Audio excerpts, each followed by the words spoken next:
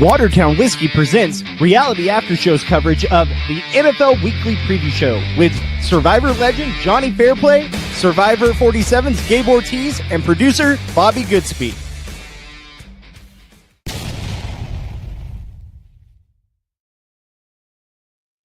Oh, hello there, wherever you're listening, however you're listening, joining us live on the Reality After Show YouTube network. Welcome to Reality After Show's NFL preview and I guess a recap show as well, brought to you by Watertown Whiskey. Please Let's go. Responsibly, whiskey with natural flavors. Can't find a better whiskey on the market than Watertown. So go ahead and get you some as we get ready to get deep into this NFL season. Johnny, you sipping on that Watertown right now? Oh my God. So do you know the gimmick with Watertown whiskey, Gabe? I don't. Explain. So it's coconut infused, like it's a coconut whiskey. Okay. And if you're an old-fashioned guy, and I'm an old-fashioned guy, it is the best old-fashioned you'll ever have in your entire life. Really? However, if you just want to drink whiskey, it is. I'm bringing a bottle up to Baltimore. We're drinking Watertown whiskey. Let's do it, brother. In the tailgate.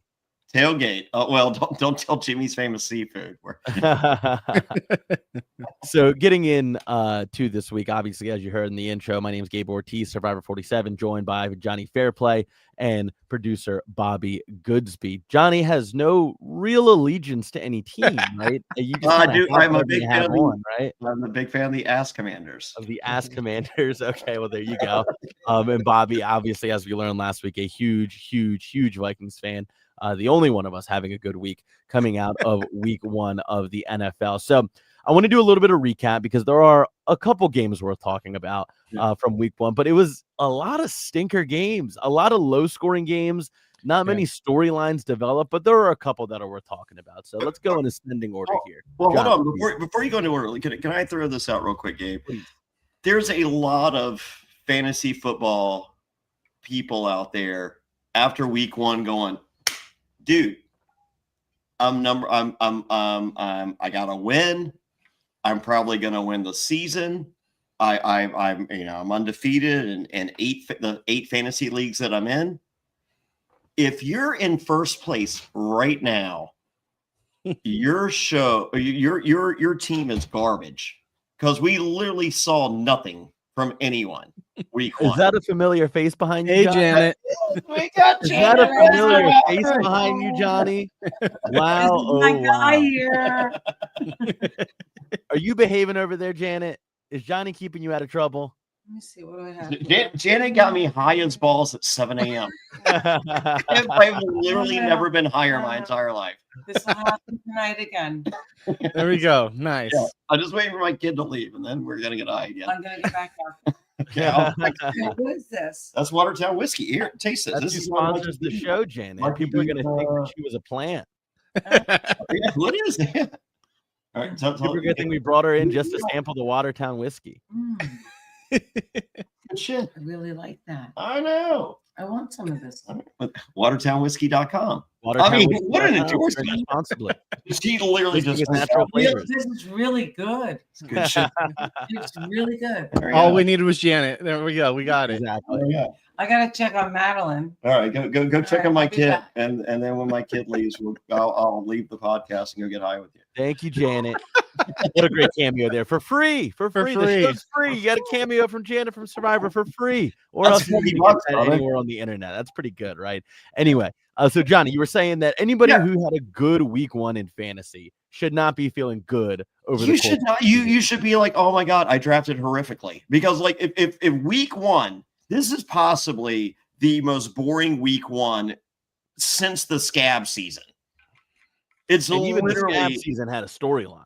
yeah, like literally the most boring week one ever. If that's your team sucks, because if week 2, week 3, week 4, week 5, week 6, then this season sucks, and I don't think the season's gonna suck. No, I agree.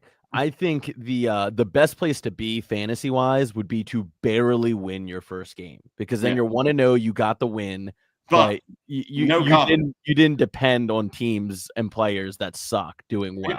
You know, like you skimmed by with your real heavy hitters not having a particularly good week. So getting into these games that I want to talk about first, let's start with this Steelers-Jets game one of the highest Yeah. scoring games of the weekend. I think the second highest scoring game of the weekend behind Sunday Night Football. Aaron Rodgers coming out with 4 touchdowns to his name. Didn't cover the spread. 44 yards, did not cover the spread. Didn't even come close, actually. 22 for 30. And Justin Fields showing a little bit of I'm a starting quarterback against what a lot of people think is a good Steelers defense. So I'm like, what's your takeaway from this game? I'll start with you here, Johnny. You see 34-32 in MetLife.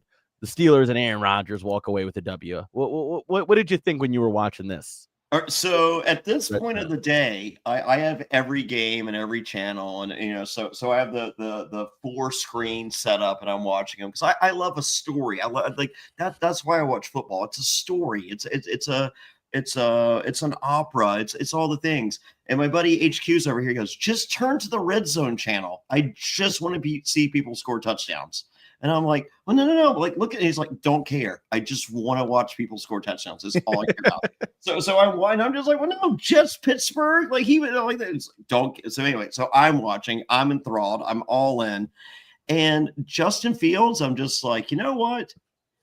I don't care what happens Monday night.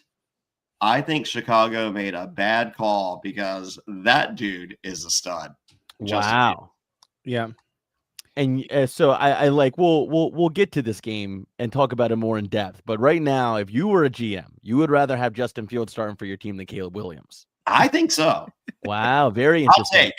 I'll take. And we also can't gloss over Breece Hall this game. Yeah. Getting back to his best, 107 yards on 19 carries. I mean, my God. Yeah, I got the jersey. Do I need to change? I don't have an Ass Jets hat. So. And he had 2 catches for 38 yards, so he was productive both, in the passing game and in the rushing game. But I want to not gloss over Justin Fields because what he did was nothing short of impressive. He also had 48 yards rushing and 2 rushing TDs, so 3 total touchdowns. Like, the guy was on fire. And then Garrett Wilson, like, they played together at Ohio State, and to see that rapport, it was looking like they were back at Ohio State. Garrett Wilson, 7 catches, 95 yards and a touchdown, and got stopped on the 2-yard line. Would have helped me in fantasy there, Garrett. But it's Burrow and Chase all over again. It is. Yeah, it feels like Burrow and Chase. It feels like that rapport was very important. And the fact that they're both there on the Jets, like, I watched that game and I was very impressed by this Jets team. Now, defensive wise, that's a different story, but that's kind of what we're expecting from the Jets this year. Offensively, I think they could be really powerful. Yeah, no, I agree. And I mean, it's the Jets, and they still lost the game. Like, so I'm not going to put. So did the Bears. So did the Bears game. And I'm not going to put any stock into the Bears either. But I saw a Justin Fields that I don't think we've seen yet. And I think that there are some of these dudes out there who kind of need to fail before they can succeed, especially as quarterbacks. Where like Justin Fields came out with all this hype and was, this like he's going to be this Lamar Jackson type player. Some people were even saying that the Ravens should get rid of Lamar Jackson to bring in Justin Fields, which is a crazy sentiment to have. But that's the kind of hype that this dude had coming into the league, and he completely crashed out. And now he's at a new team, and it's kind of this. Just go play, dude. Like, nobody cares what you're doing anymore. Nobody's watching you to see anything other than expecting you to play poorly. So just go do whatever it is you do. And I think that freedom allows some of these younger quarterbacks to actually play better when they're not this super hyped up coming out of college, the next big thing. And so, I don't know, maybe Justin Fields has found a home here. And we also have Aaron Glenn coming from Detroit as a coordinator, now as the head coach for the Jets. And I want to talk about the other side of this as well. Aaron Rodgers. I mean, on the Steelers, this was something that I still am not totally sold on. I'm not sold on Aaron Rodgers. I mean, 4 touchdowns. Yeah, but it's like he had a personal vendetta. This is the vendetta game. This is his revenge game. Yeah, and still did not cover the spread. And also did not cover the spread. What was it? Do you remember? I don't know. 2.5 or maybe, I don't know. Whatever. I don't know. That sounds about right, actually. 2.5 sounds about right. So he did not cover. I mean, like Justin Fields is Gabe Ortiz playing Survivor a second time. No one's expecting anything. He's just going to go out there and do what he does. Ball out. Wouldn't this be a third time though? We're gonna love it. I guess it will kind of be a third time. Yeah. But I agree with Johnny. I think it would be a resounding success if you. Honestly, though, I liked him at Pittsburgh too. I thought the fact that they switched to Russell Wilson was a mistake. I mean, Justin Fields was balling out.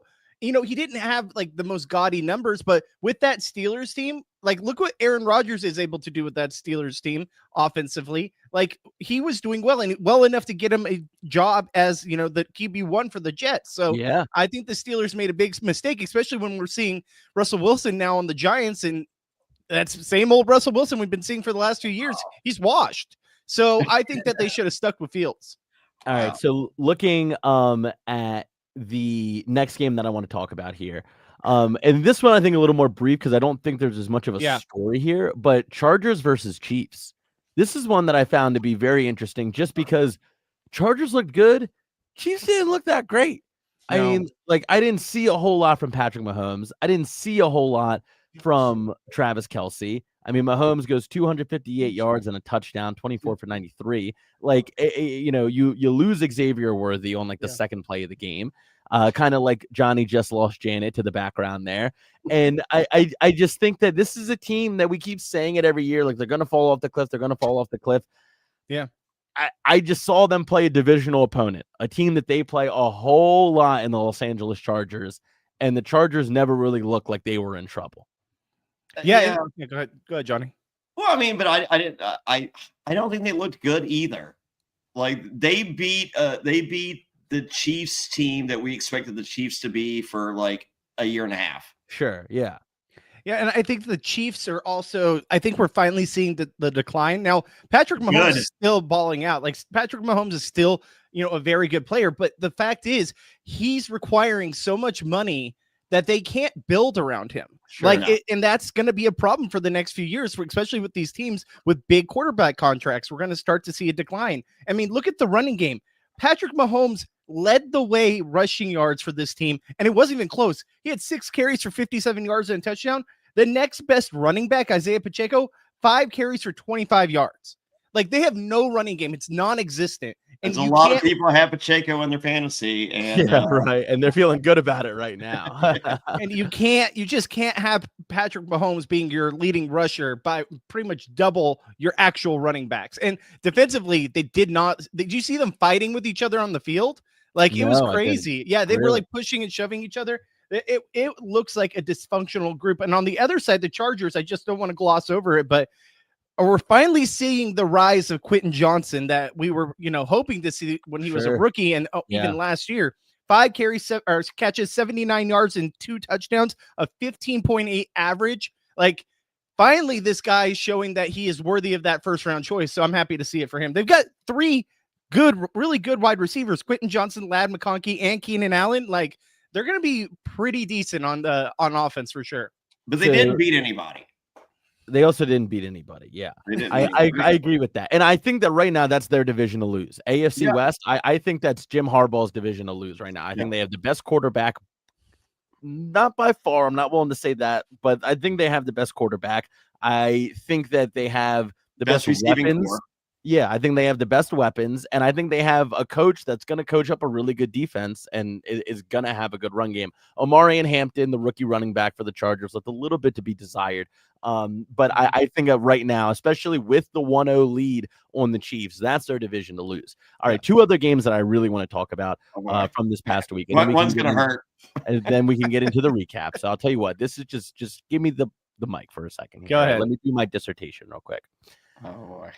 Baltimore Ravens at the Buffalo Bills, going back to where their season ended to start their season this time. I was at the game. There was a gentleman who sat directly in front of me, the seat in front of me. He had a 69 jersey, and the name on the back was Oral. And he was talking the entire game, and I was talking right back to him, and giving Oral the last laugh at the end of the game was one of my lowest points as a sports fan, analyst, whatever you want to call it. It was rough. But anyway, let's get into this game real quick, because the Baltimore Ravens, for long stretches of this game, were dominating the Bills, both on offense and defense, until their third to last possession, well into the second half of the game. The Ravens did not punt the ball.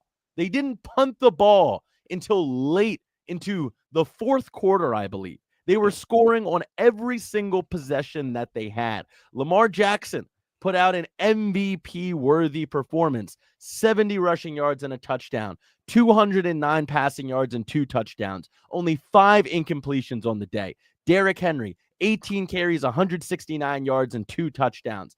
Zay Flowers may have had his best game as a NFL player, 7 receptions on 143 yards and 1 touchdown. The stars were starring this game, is my point. And yet they still found a way with a 15-point lead and 5 minutes left in the game to lose this game. And for many, many, many years, I have staunchly defended John Harbaugh. I have for years said that this is one of the best head coaches in the NFL, and he is worthy of the unbridled blind trust that this organization has given to him. And I look at all of these choke jobs over the past decade, from 2014, when this team had 2 separate 14-point leads over Tom Brady and the Patriots in New England and blew it in the divisional round, all the way to 2019 when they choke away a game against the Titans. And let's be honest, they were getting thoroughly beat throughout the game, to 2020 against the Bills in Buffalo, where Lamar throws a pick 6 at the goal line, to 2023 when they can't score more than 3 points in the second half against the Chiefs at home in the AFC Championship game, to last season when Mark Andrews fumbles the ball inexplicably and then drops the ball in a 2-point conversion to tie the game up with 90 seconds left on the clock. For years, I have said, all of those losses are on the players. Those are players making individual mistakes that coaches can't do anything about, because it is about execution. It is not about scheme. It is not about game plan. Sunday night's game was not about execution. It was not about game plan. It was not about doing your job as a player. It was coaching mishaps that led to the Baltimore Ravens losing. And it makes me question, do they have a culture problem in Baltimore? Do they have an issue where they are not able to close out games? Just a couple years ago, Mike Tomlin, the head coach for the Pittsburgh Steelers, who have played more games against John Harbaugh and his Baltimore Ravens than anybody on God's green earth, had a very popular and polarizing quote. We know that this team does not play a full 4 quarters. That's what he said about the Ravens. And everybody wanted to clown Mike Tomlin when he said that, myself included. And now I'm asking myself, was Mike Tomlin on to something? Was maybe the reason that the Baltimore Ravens got the job done in 2012? Was maybe the reason that the Baltimore Ravens were a perennial heavyweight in the NFL? And let's be honest, they still are when it comes to the regular season. But the fact that they were constantly playing in AFC Championships games when Joe Flacco was the quarterback, who's going to have his homecoming game on Sunday. I'll be there. And now when MVP, one of the best football players to ever touch a field, Lamar Jackson, is their quarterback, they can't find their way back to an AFC Championship game. They've been there once with him over his 8-year career. Flacco had 3. So I have these complications now with, is there a culture problem that was salvaged by defensive leaders like Ray Lewis, Ed Reed, and Terrell Suggs? And once those guys left in 2012 and 2013, Suggs stayed for a little bit later, but he wasn't the same player. All of a sudden, we're choke artists. Once those 3 guys fall out of their prime and or leave, all of a sudden, we're choke artists. But John Harbaugh is still here. And I'm not out on Harbs quite yet. But for the first time in his 17-year career in Baltimore, his seat is hot. And if this team does anything other than find themselves playing in a Super Bowl, it is time to move on. You cannot have 8 straight years of an MVP competing quarterback in a 2025 style NFL league, with the way the rules are, with the way the game is played, and not be consistently competing in AFC Championship games and Super Bowls. It's just not right. And it's a culture issue. And I got to sit here and watch press conferences from players and from coaches, John Harbaugh himself, talking about, well, we might have maturity problems on this team. Maturity problems? This isn't JV. This isn't college football. We're not talking about Big Ten football. This is the National Football League. The team and coaching staff is comprised of grown men. And one of the leaders of this team, Marlon Humphrey, longtime cornerback on the team, is talking about maturity problems. John Harbaugh is being questioned by reporters about what his philosophy is going into the fourth quarter. How do you have any philosophy other than win the damn football game when you're ahead in the fourth quarter? He said, my philosophy is to get as many first downs as possible to burn the clock. I agree with that. And I don't have an issue with that answer. What I have an issue with is the fact that the question is even being asked in the first place, that his philosophy and his mentality going into late games with a lead is up for question by local reporters. It's ridiculous. And I look at some specific instances over the course of this game where I'm wondering, what the hell are we doing on the sideline? The one that stands out to me the most is the 4th and 3 in the fourth quarter. It was a situation, I think it was the Ravens' second to last drive, where if they convert that 4th and 3, no, it was their last drive, their last drive of the game. They're sitting at 4th and 3. If they convert that 4th and 3, the game's over. Yeah. If they don't convert it, they were on their own 38-yard line. Yeah, the Bills are safely in field goal territory. And they decide to punt the ball. Yeah. And they had timeouts. Yeah. And they decide to punt the ball.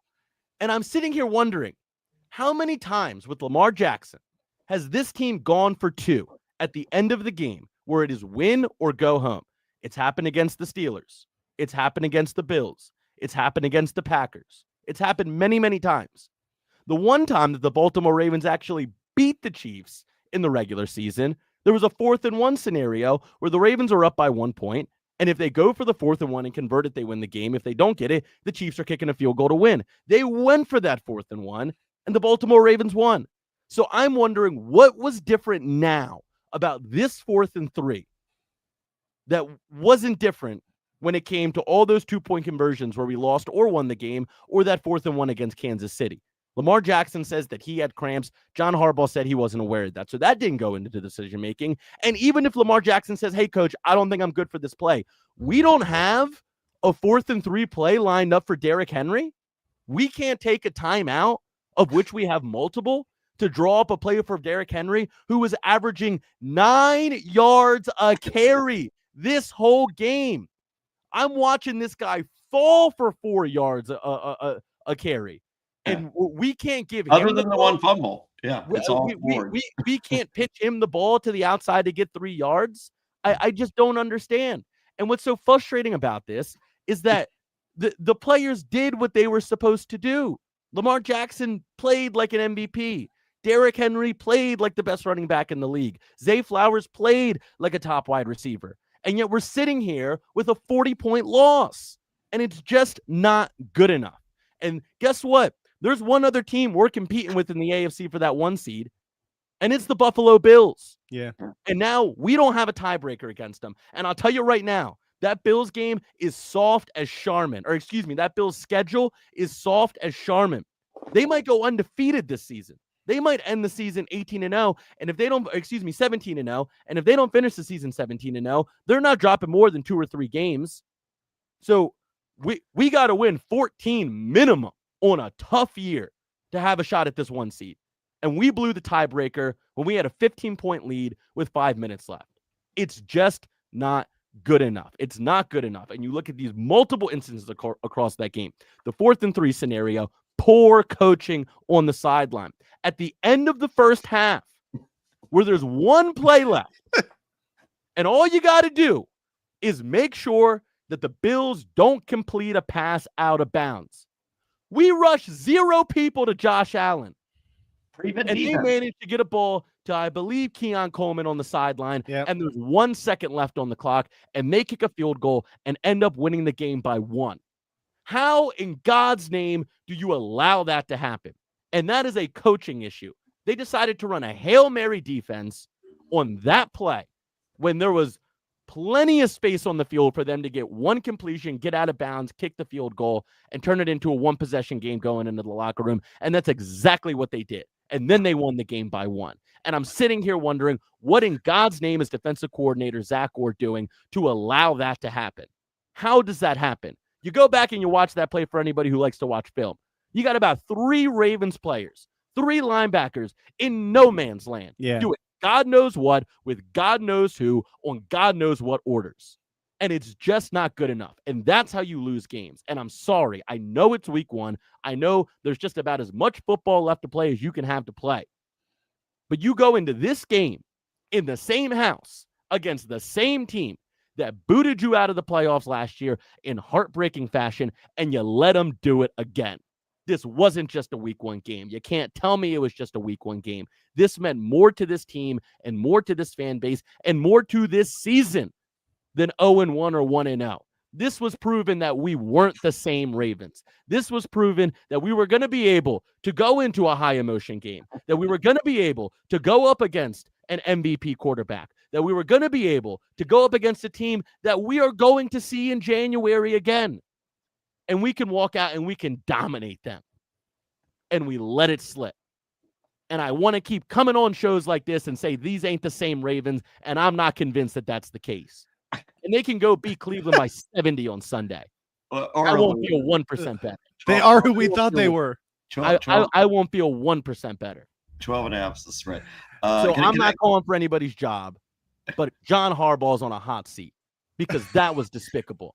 And it was a culture of a decade that came to a head in Buffalo on Sunday. And it's not good enough.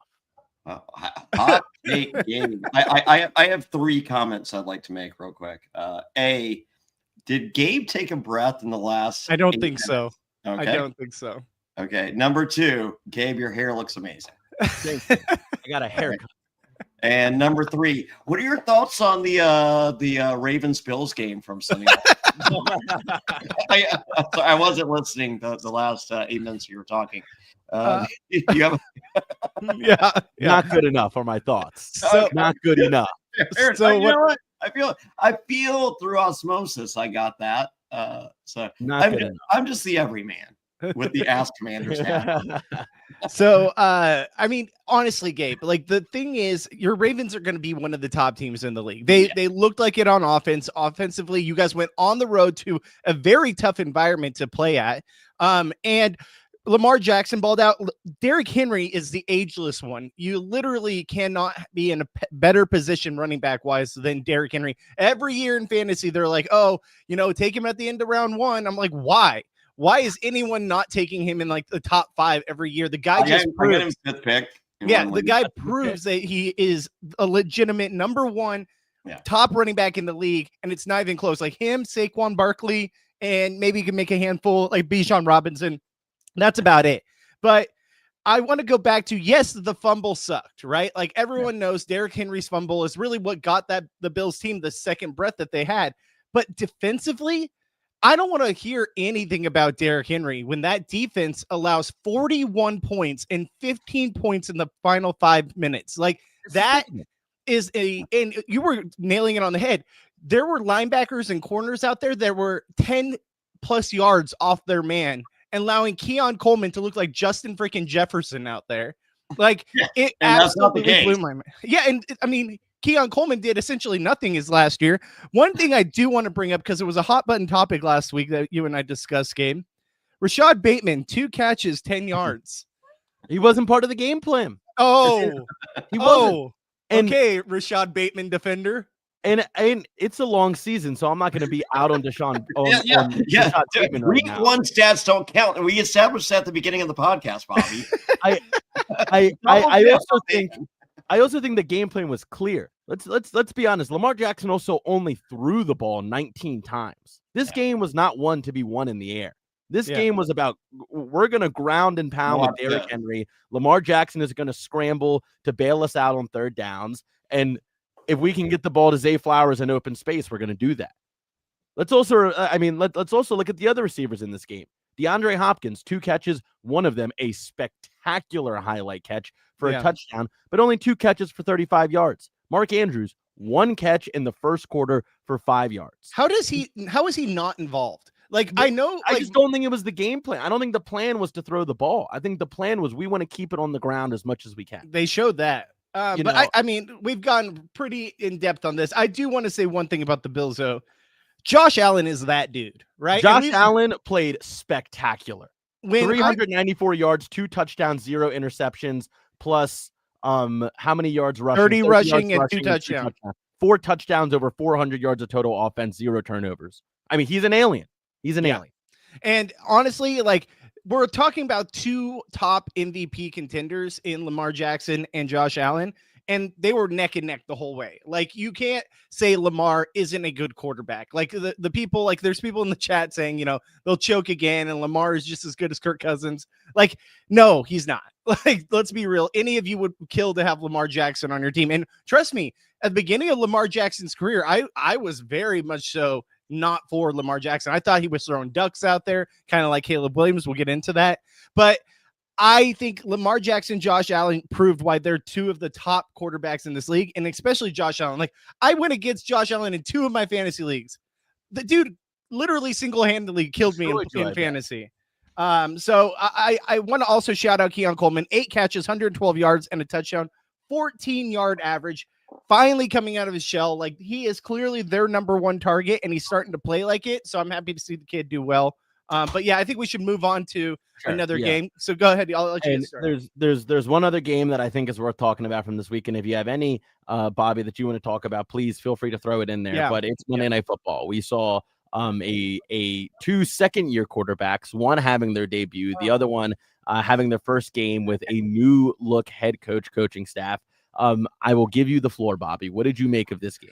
Yeah, so obviously going into this game, there was a lot of hype. I've been a JJ McCarthy truther, mainly because if he's not good, then everything is ruined that we've built for. But the fact that they let a 35-plus touchdown thrower last year in Sam Darnold walk and save the money, the $100 million, and use that to build our offensive line.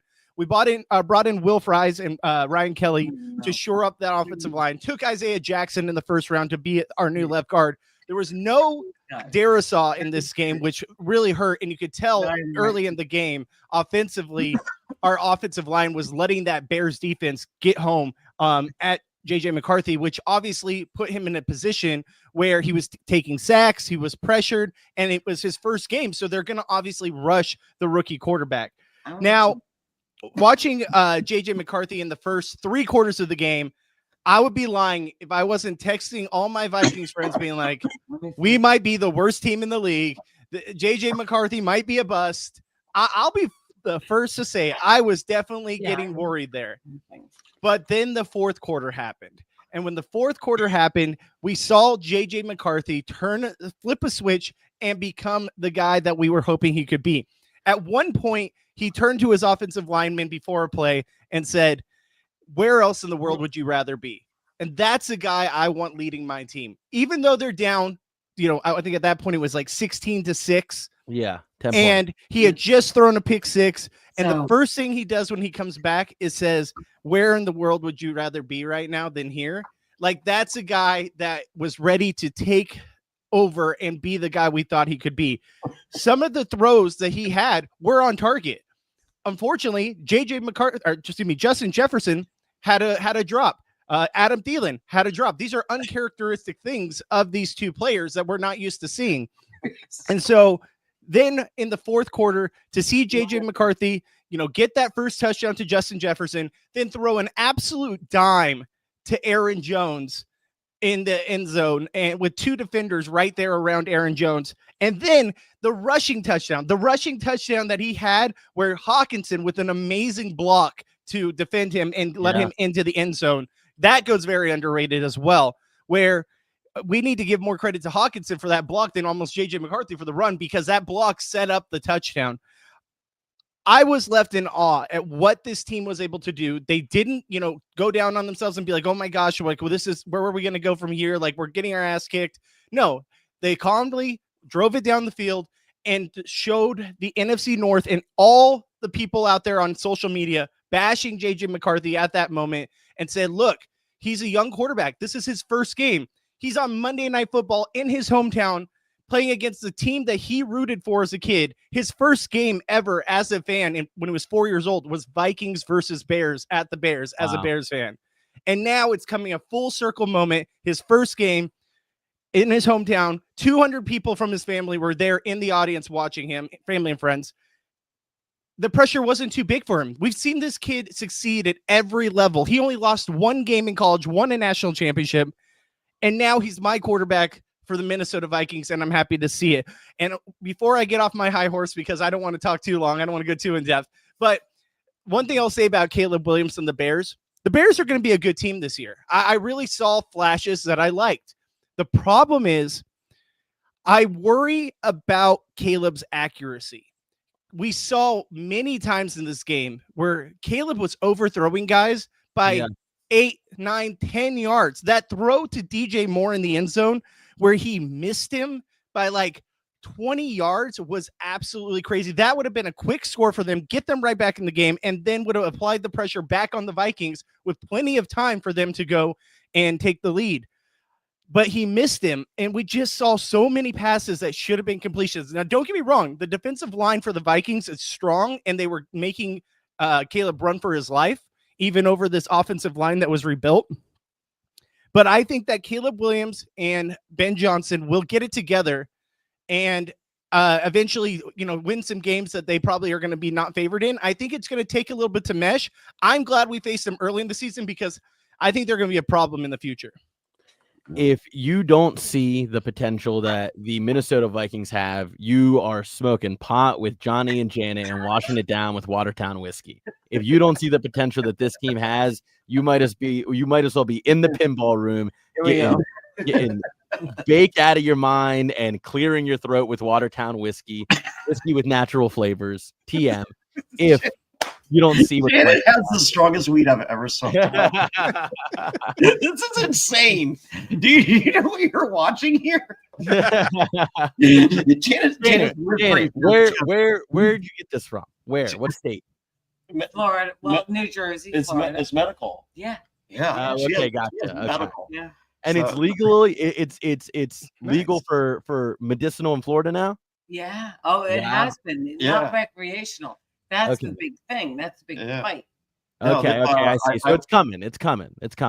Yeah, I was at a rock festival, the Blue Ridge Rock Fest, and like I don't know, like ICP or somebody was playing, and this guy in the crowd was just like, "Hey, can I give you a shitload of weed?" I'm like, "Yes, sure." And so he gives it to me, and I'm like, "Wow, that's awesome." And then he leaves, and I was just like, "Oh," I'm like, "Am I a dick?" But I was like, "Hey, can you come back?" And he was like, "Yeah." I was just like, "Is this sativa or indica? Because I kind of prefer sativa." Oh my God. Can they give me free weed? I really. He goes, "That's the best sativa in the history of fucking sativa." I was like, "Okay, cool, thanks, I appreciate that." So I saw him that I told that story, and I guess it ended up on some like pop culture podcast, right. And I saw him the next year, and he was just like, "Dude, you talked about me on your podcast." So yeah. And now you're doing it again. And he goes, "Do you want some more weed?" I'm like, "Yes." Yeah. And I was just like, "Do you have any?" I was like, "All I have is this this joint that Janet from Survivor gave me, and it has her name and prescription on the plastic." Not only did he get that, yeah. So I come there, I was just like, he goes, "If I give you a shitload of weed, will you give me Janet's medical?" I'm just like, "Absolutely." Oh my God. Wow. Janet, your influence knows no bounds. Walking around with you. All right, let's look at a couple of these games going into next week. Johnny, I want to know who you're going to be betting on, Johnny. Yes. I know you had a tough week this past week. Well, you know what? I ended the week with a plus $900 on. All right. Vikings. Quite well. The Vikings and over plus $900. So before we get ahead. into it, let's just play our commercial real quick for our sponsor before we get into this segment. So stay with us, guys. Just got a quick commercial break.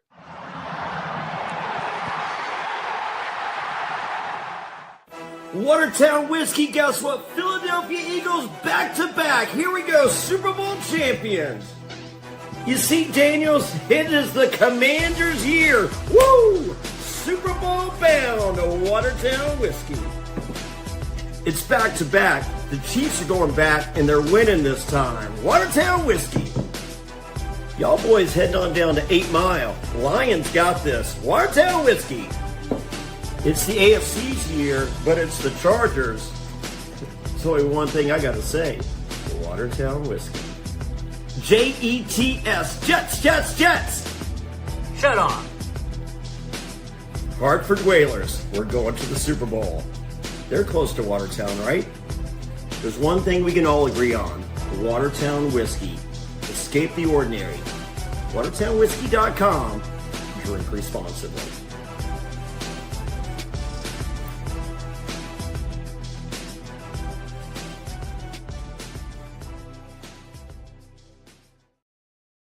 Watertown whiskey. Janet, going to bed, guys. I'm going to Good night, bed. Janet. Love you. Hi, Janet. Past my bedtime. Past their bedtime. But did you Okay. love the commercial? I did. It Was- was It was really good, Was right? it- Watertown Whalers, whatever it was. By the way, I really like it too. It's Yeah, good. she's All right, well, good. you have the endorsement of Janet. No, from she's Survivor. asking for another sip, is what she says. She's like, WatertownWhiskey.com. to drink more of Drink it. responsibly. This is like Yeah. he knows me. Yeah. She wants to smoke a joint, Yeah. blow it out the back door on the patio. That's There you go. That's in Keep it away from Watertown. the kids. So looking at some of these, Yes. looking at some of these games for next week. Yeah. All right. Bye, guys. Good, Bye, good night, Janet. Janet. Good night. Love you. I want to start with the game tomorrow with the jersey that you're wearing. The Ass Commanders going up against the Green Bay Packers in Green Bay. Currently, the Green Bay Packers, the hosts, are 3.5-point favorites. Johnny, are you riding with the Packers or are you sticking with the Ass Commanders? I 3.5 points. I love the Packers win right here, betting wise. However, I don't bet. I'm the fact that I backdoored my way into $900 on that stupid Vikings win. Sure. I am done with like Jessica's like, who are you betting on next month? I'm like, I'm not betting for the next 6 weeks. Like, I'm not touching anything. Like whatever I think is wrong. I literally tried to cancel that bet like 8 times. Like it's insanity that I won the money. So Any picks you make, Johnny, you must stick with. In this inebriated state, you must put at least $100 on whatever pick you make. no, absolutely not. So no, I like the Commanders. I think Jaden Daniels is something special. Sure. And I think the Packers at the end of the season, you don't want to see the Packers at the end of the season, especially in Green Bay. But I think this is one that the Commanders can steal. Early season, Bobby, how do you like it? 3.5 points going to the host, the Green Bay Packers. Well, first off, finally, they're giving us a good Thursday night game. Like, you know how many times we get these Thursday games and they're absolutely like just the trash teams of the league playing each That's other. not what Chris Collinsworth told me. Chris Collinsworth goes, the Bears versus the Vikings. This is one for the ages. I'm just like, this is going to be horrible. It was a great Week game. one sucked, and this is going to be slow and nothing. And until the fourth quarter, it was. It was, but in the fourth quarter, it turned around. Unfortunately, I'm gonna have to say the Packers. Give me the minus. What did you say? -3.5. -3.5. I'll take the -3.5 all time. Green Bay's at home. Washington, very good team. We saw them in the NFC Championship game last year, but I don't think they are as good as they were. How do I say this? I don't think they're as good as we think they're going to be. Right? Okay. You're still leading in I that think we they all made agree it. on that. That they made it into the NFC Championship game, so you automatically think they are that team. And Jaden Daniels is a great player, but I do think that they have holes. I think the addition of Deebo Samuel we saw last week proved to help out a lot, but Green Bay looks very strong. And the fact they're at home, only 3.5-point favorites, give me the Green Bay Packers. I'll take that all day. Yeah, this one's really tough for me. I think this is one of the harder games to pick this week. I look at the Packers and I think, they got this big Micah Parsons addition. They had a very big open to their season going up against the Detroit Lions, the reigning NFC North champions. And they made the Lions look a lot more like kittens last week. And so I'm wondering, is this something legit? Is it just the first week and all the hype of bringing Micah Parsons into the building? I think this Commanders team is going to be a very good test for them because it's going to be a different kind of quarterback than what they're used to facing off against. And we saw, like you said, how Jaden Daniels was able to dismantle that Detroit Lions team in the NFC, or excuse me, to get to the NFC Championship game last year. Yep. I think that this is going to be a bit cagier of a game. I like it to be a close game. I think the Packers are going to win, but I think the Commanders are going to have a shot on the last drive of the game. I think this is going to be close. And, maybe I just like the juice that comes with it, but I like Commanders with the points here. I think it's going to be a close game, but we shall see. All right, looking at some of these other more interesting games going into week 2 of the NFL season. Now this is a line that I find to be fascinating, and these aren't particularly great teams, but New England Patriots at the Miami Dolphins, only 1.5 points are separating these teams, and Miami is the favorite. I don't get this at all. I think Miami is going to be one and Tyreek Hill might not even play.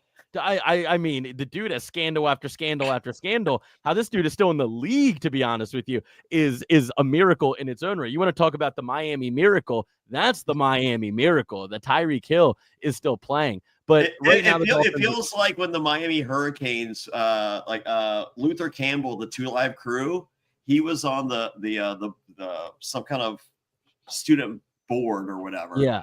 And he was paying bounties to the defensive players to take out quarterbacks, like $5,000, take out the quarterback. Yeah. And they were coming for the money. And so this is a similar. This is a similar Tyreek Hill brings the whole Miami of it all back together. Where we have blatant scandals going on with the Miami team. Not the same kind of scandal, but blatant scandals going on with the Miami team. In this case, a Miami player. And yet he's still out there doing his thing. And their head coach is literally Jamie Kennedy from Malibu's Most Wanted. Well, their head coach is a joke, is what I Bobby, what do you make of this game? Tony Khan to be honest, like, is there another game on the schedule that's more yuck than this one? Like nothing. Dolphins look like they are going to be atrocious this year. Like the game against the Colts, where they got points only in garbage time, essentially. Defensively, they might be the worst team in the league defensively. And that's saying something when you have Baltimore giving up 41 points. Just kidding. But seriously, though, I think that I'm gonna take the underdog here. I'm gonna take New England getting the 1.5 points. I know they don't play well on 1:00 games in South Beach, but the thing is, this isn't the team that didn't play well exactly at 1 p.m. in South Beach. So they were a young growing team. That's not this team at all. Give me the Pats. Yeah, I like the Pats here a lot too. I think that this is maybe like the sketchiest line of the week. What does Vegas know that the Patriots aren't favored in this game? I don't see how, because Drake May seems like he can play, and the Patriots are gonna have a good defense this season no matter what. I don't make sense of that at all. I think the biggest game of the weekend by far is the Super Bowl rematch. Philadelphia Eagles heading into Kansas City, where the Eagles are 1.5 favorites.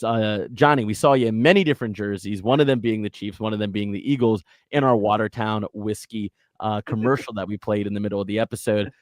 I mean, 1.5 points, another really close one. How do you feel? Do the Eagles once again get victory over the Kansas City Chiefs, or do the Chiefs get their lick back, as one save from 48 might say? I'm saying double-digit Eagles win. Wow. So Eagles domination is what you're Eagles, like, honestly, double digits. I mean, I think it's at least 10. I think the Eagles, I wanted Baltimore to be the best team. On paper, they should have been the best team. They're apparently not the best team. Apparently not. On paper, the Philadelphia Eagles look like the second best team. And guess what? They look like the second best team. I mean, it's if you want to look the at Chiefs roster, Chiefs didn't look like the second best team. No, not even close. Yeah. And so. I mean, if you look at roster, it's either them or Baltimore on paper for the best roster. If you look at performances in week 1, I mean, the Cowboys played them pretty close, but their best defensive player, their star on defense, got ejected in the first play of the game for spitting on Dak Prescott. I'm not against that. Yeah, which I'm okay with. I'm sure Dak said something to warrant that. But right? You think he's doing that for no reason? Yeah, well, I mean, come on. I have no doubt. I have no doubt in my mind that it was part of the game plan. Dak said Jalen Carter he's just like he talked about his mama, his smoke show girlfriend, and his dog. They were in the locker room before the game saying Jalen Carter will spit on you if you say these things. Yeah. So if we can get him out by the third quarter, we could win this thing. And it happened on the first play. But include his mama, his dog, and his smoke show girlfriend. If you can get those three things, that's like, I can literally write the rest of the getting Jalen Carter ejected. That's what we learned. Did you guys see? Sorry, go ahead, Gabe. No. Gabe, if you had a smoke show girlfriend, how do you know I don't? I don't. Who's to say? Okay, and if you had a dog, I don't. All right, but let's just say you do. And who's to say if you have a mama? I don't know. I've heard about your dad. I ain't heard shit about your mom. She's out there. She likes to stay out the spotlight. Well, not according to my DMs. You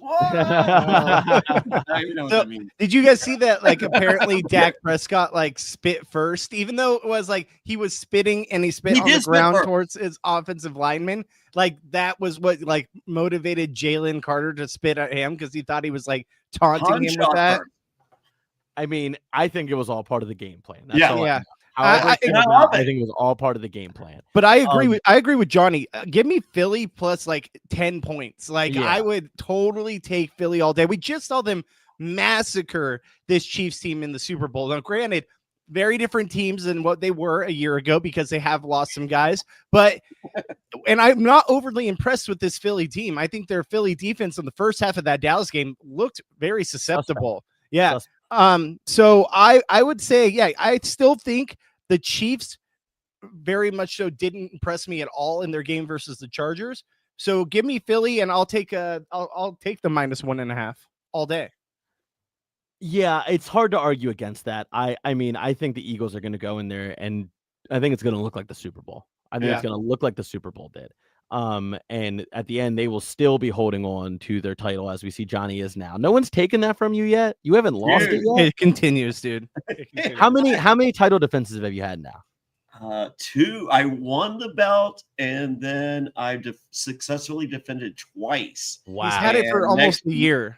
and next show is November 2nd, Boca Raton, Day of the Dead.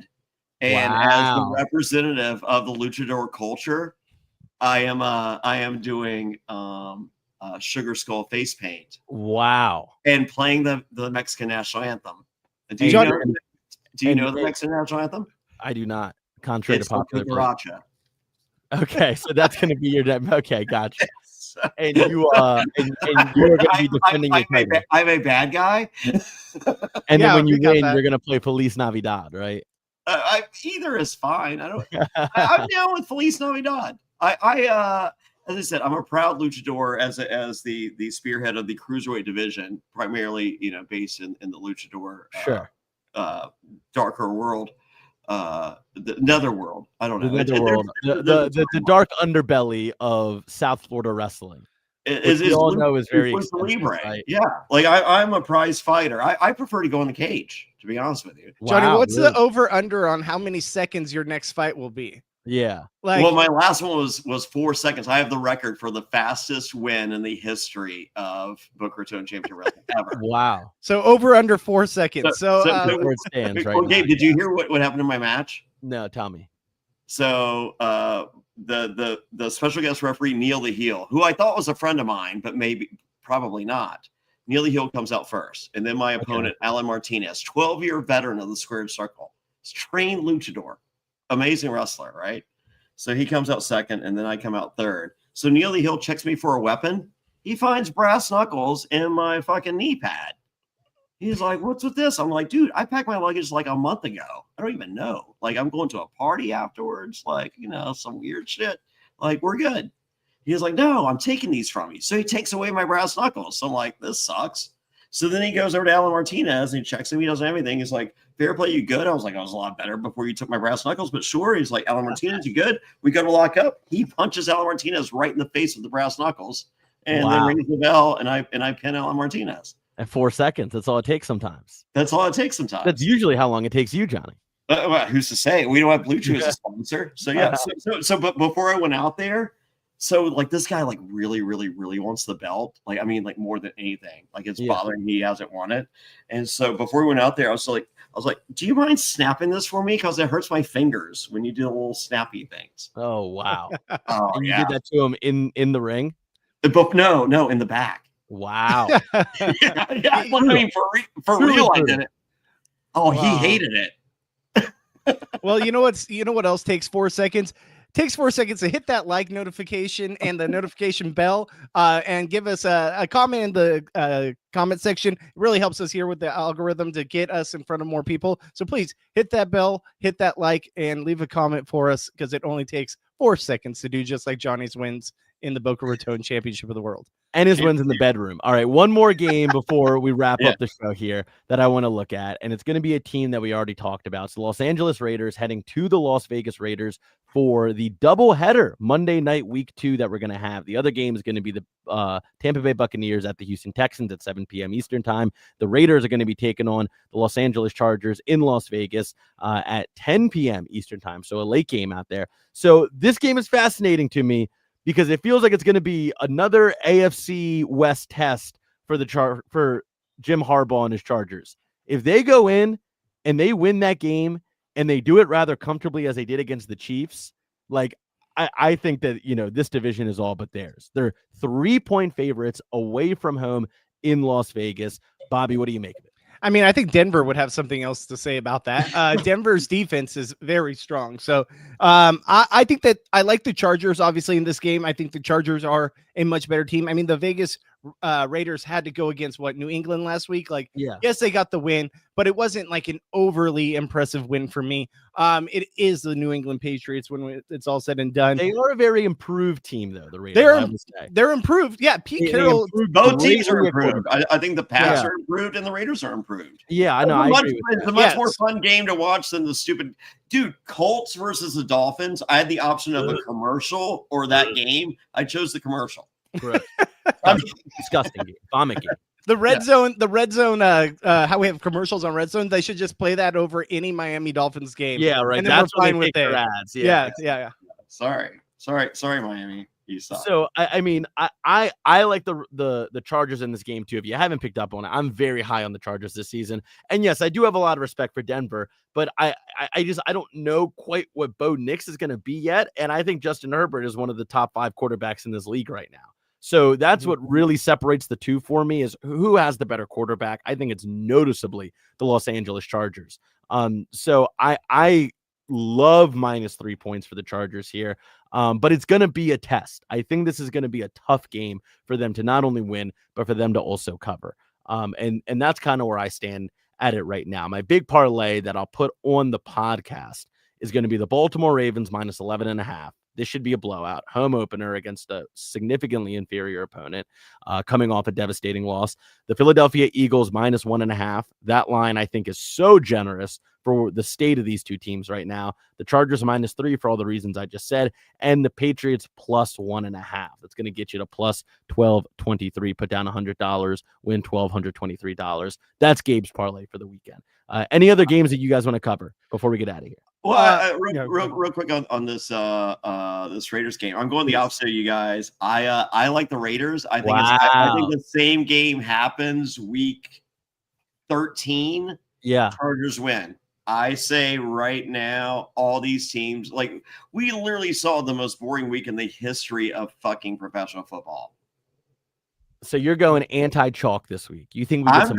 I feel it's going to be a slow burn. I think this week's going to be better than last week, but not by a lot. Okay. So it's kind of like the new era of Survivor, where in the beginning it was really not. It took till 7 episodes, but then it kind of gets a little bit better. Week 7 of the NFL is going to be amazing. Yeah, there you go. Right now, their shit sucks. Like, I do not see it being immensely. That's going to be like when David got voted out of 48. It was like, oh, I think we got something here. And then maybe we take another downturn after that. And then it's downhill. But he's going to stand up and make looks. Yeah, exactly. So I want to say a couple things. First off, this is not betting advice, but my parlay would be. Mine is betting advice. Let me be clear. Mine is. No, it's not. Mine is advice. Official licensed advice. No, we can't say that. No. So mine would be Green Bay -3.5. I love that line. Where is it at? Denver -1.5 at Indianapolis. Give me that all day. Like we said earlier, Philly -1.5. I'll take that without even thinking twice. And the last one would be Buffalo at the Jets. I know divisional games are hard, but 6.5 points. I'll take that. I think they beat them by a touchdown, no problem. So that would be my 14. 6.5 points. Wow. 6.5 points. Wow, okay. And then one other thing I want to say to you guys. This is a little fun segment. What game do you think is the cheapest tickets to get out of the whole week? Ooh, that is fun. That's really fun. I've got it right here. So there's actually two. One's very predictable, but the other one is kind of a surprise. Okay. So what's your guess? I'm going to say that so I think it's got to be a 1 p.m. game. Okay. Well, one of them is. I'm going to say 49ers at Saints is one of them. Okay, Johnny, what's your prediction? Always the Carolina Panthers. I can go. I can either get a $2 ticket, a free ticket, or someone will pay me to go for them. So one of them is Carolina at Arizona, $35. Wow. A ticket is as low as that. The other one is the more shocking one. Neither of you. So you didn't get that one, Gabe. What was the other game that's kind of surprising? Okay, is it the? It's a 10 o'clock game. 10 a.m. Oh, well, for you guys, 10 a.m. Yeah, for us, 10 a.m. Sorry. Okay, so it is is it the Giants at the Cowboys? Ding, ding, ding. Giants at the Cowboys. $35. Tickets as low as $35, which is in Dallas. For it's Dallas. In Dallas. That's what shocked me. It's at Jerry, Jerry Stadium. That makes me so happy. Their fans suck. Their fans suck a lot. Yeah. So Ravens fans are very good. Like they can be problematic, but for the most part, they're very good. Well behaved. But it's Giants at Dallas, a divisional game. And Dallas is the worst fan. Dallas and Pittsburgh, like Pittsburgh fans are getting better, but they're still Pittsburgh fans. Tickets like $35. That's wild. Wow. Okay. I want to do that segment at the end of every episode. That's fun. It's fun. That makes me so happy. All right, that's all I got for this week, everybody. That's all I got. Thank you so much for tuning in. We really appreciate it. This is a fun new show we're experimenting with. So please like, subscribe, send it to your friends. Take my Baltimore Ravens rant and send it out to all your Ravens friends so they can commiserate with me over how depressed we are and how nothing will make it better other than Lamar Jackson lifting a Lombardi trophy at the end of this season. Bobby, get us out of here. Yeah, so guys, definitely check out Gabe's big move on YouTube here at Reality After Show. He just did a show tonight, so go check that out. You can follow me on Twitch, twitch.tv/Bobby Goodsby. I go live Monday, Tuesday, Thursday, Friday from 12 noon Pacific to 2 p.m. Pacific on YouTube right here at After Show and on Twitch. So go check that out. Hit the bell notification, hit the like so that you're alerted when we do go live with any podcast. And with that being said, we will see you guys in the next one. Later. Watertown whiskey. Watertown whiskey.